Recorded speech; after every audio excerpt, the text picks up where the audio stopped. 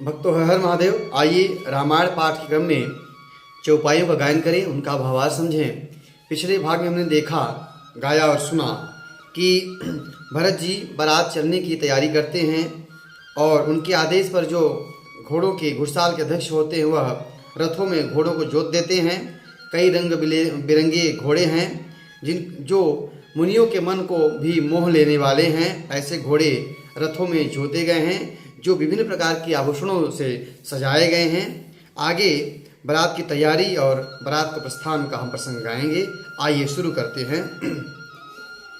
गरजहि गज घंटा धुनि घोरा, रथ रव बाजी हिंस चहुओरा। निदरहि घनहि घुम मरहि निशाना, निज पराई कछु सुनियन काना। हाथी गरज रहे हैं और उनके घंटों की भीषण ध्वनि हो रही है। चारों ओर रथों की घरघराहट और घोड़ों की हिहनाहट की आवाज़ आ रही है। बादलों का निरादर करते हुए ढोल नगाड़े जोर जोर से आवाज़ कर रहे हैं। किसी को अपनी पराई और दूसरों की बात नहीं सुनाई दे रही है।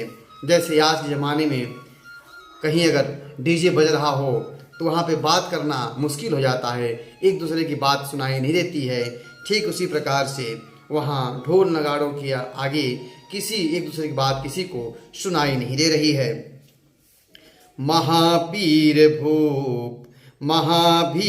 भूपति के द्वारे, रज होई जाई पसान पवारे।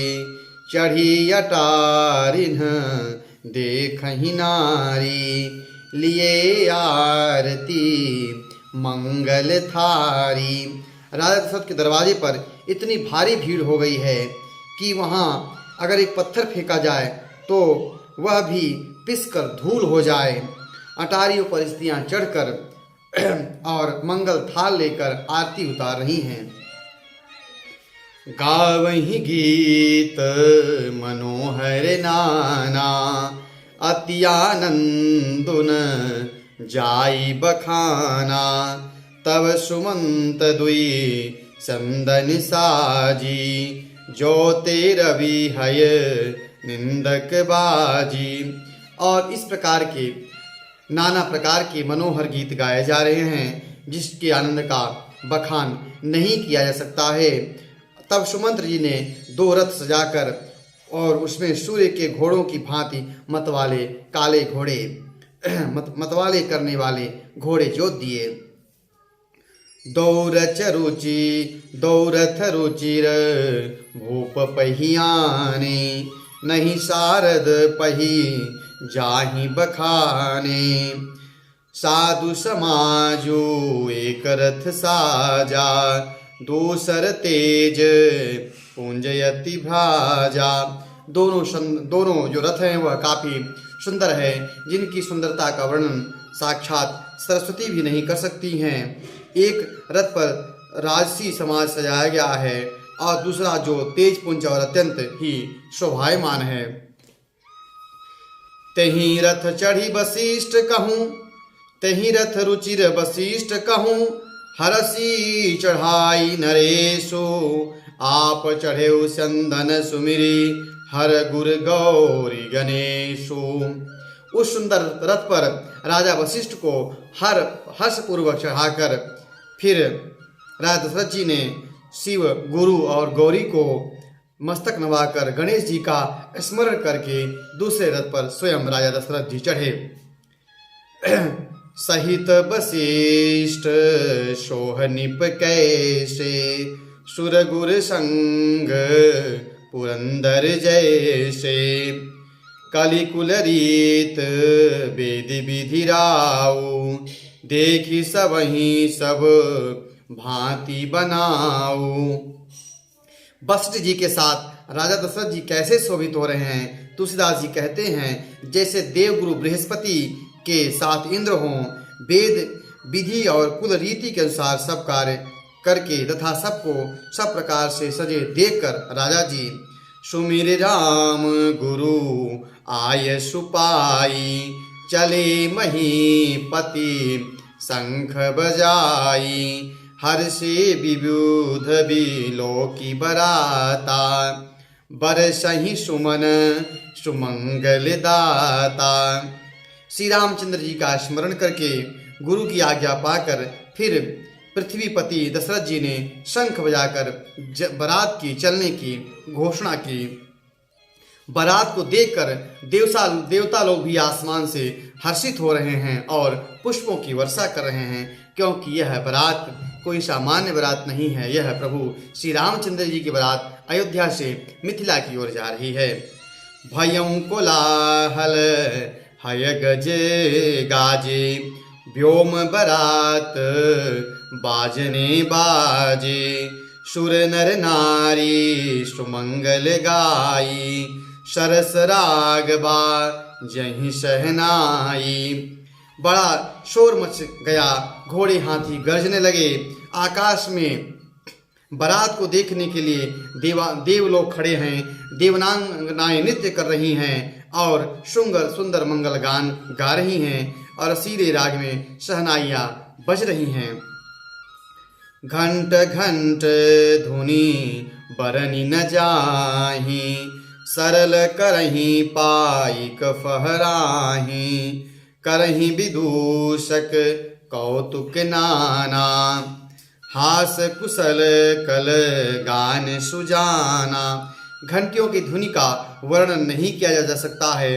पैदल चलने वाले सेवकगण अथवा पट्टीबाज करतस के खेल कर रहे हैं और फहरा रहे हैं और विभिन्न प्रकार के नाच कूद का यह सब उत्सव रास्ते में हो रहा है, जिससे बारात में अनेक प्रकार से आनंद की प्राप्ति हो रही है।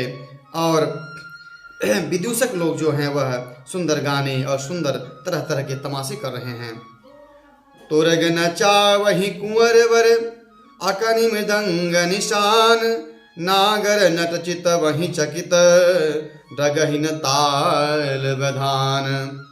सुंदर राजकुमार मृदंग और नगाड़े के शब्द सुनकर घोड़ों को उन्हीं के अनुसार इस प्रकार नचा रहे हैं कि वे ताल के बधान से जरा भी दिखते नहीं। चतुर नट चकित होकर यह देख रहे हैं। प्रभु श्री रामचंद्र जी के बारात का वर्णन कौन कर सकता है। बनैन बरनत बनी बराता, होई सगुन सुंदर शुभदाता, चारा चासु बाम दिशले, मनहु सकल मंगल कहीं दे। बारात ऐसी बनी है जिसका वर्णन नहीं किया जा सकता है। सब जब बारात चली तो जितने भी प्रकार के शगुन होते हैं आज वह सारे शगुन बारात के सम्मुख घट रहे हैं। नील कंठ पक्षी बाईं ओर चारा ले जा रहा है, संपूर्ण मंगलों की सूचना दे रहा है। दाहिन काग सुखेत सुहावा, नकुल दरसो सब काहू पावा, शानकूल बह त्रिविध बयारी, सघट सबाल आवनर नारी। दाहिनी ओर कौवा सुंदर खेत में शोभा पा रहा है। नेवले का भी दर्शन सब किसी ने पाया। तीनों प्रकार की जो हवाएं हैं शीतल मंद सुगंध बह रही हैं। हवा अनुकूल दिशा में चल रही है। श्रेष्ठ स्त्रियां भरे हुए घड़े और गोद से बालक लिए हुए जा रही हैं। सारे जो सगुन होने चाहिए एक यात्रा के दौरान, सारे सगुन के लक्षण उस बारात को दिख रहे हैं। लोवा फिरी फिरी दरसु दिखावा, सुरभीषण मुख शिशु ही पियावा, मृगमाला फिरी दाहिन आई, मंगल गण जनु दीख दिखाई। लोमड़ी फिर बार बार दिखाई दे रही है। गायें सामने खड़ी होकर बछड़ों को दुग्धपान करा रही हैं और हिरणों की टोलियां बाईं ओर से घूमकर दाहिनी की ओर जा रही हैं। मानो सभी मंगलों का समूह दिखाई दे रहा है। क्षेम करी कर क्षेम बिसेखी, श्यामा बाम सुतर पर देखी, सन्मुख आयऊं दधु अरुमीना, कर पुस्तक दुई विप्र प्रवीणा। क्षेम करी विशेष रूप से क्षेम कर रही है। श्यामा बाईं ओर सुंदर पेड़ पर दिखाई दे रही है। मछली और दो विद्वान ब्राह्मण हाथ में पुस्तक लिए हुए जा रहे हैं। मंगलमय कल्याणमय अभिमत फलदातार, जनु सब साँचे हो नहीं भय सगुन एक बार। सभी मंगल और कल्याणमय और मनोवांछित फल देने वाले शकुन मानो सच्चे होने के लिए एक साथ फलीभूत हो रहे हैं, एक साथ दिखाई दे रहे हैं। इस प्रकार से जितने सगुन होने चाहिए वो सारे सगुन भगवान प्रभु श्री रामचंद्र जी बारात के सामने घट रहे हैं। और बाबा कहते हैं कि सारे सगुन सत्य होने के लिए, कि लोग में हमारी जो बात है वो सत्य हो जाए, इसलिए वहाँ पर उपस्थित हो रहे हैं। आज की कथा यहीं तक।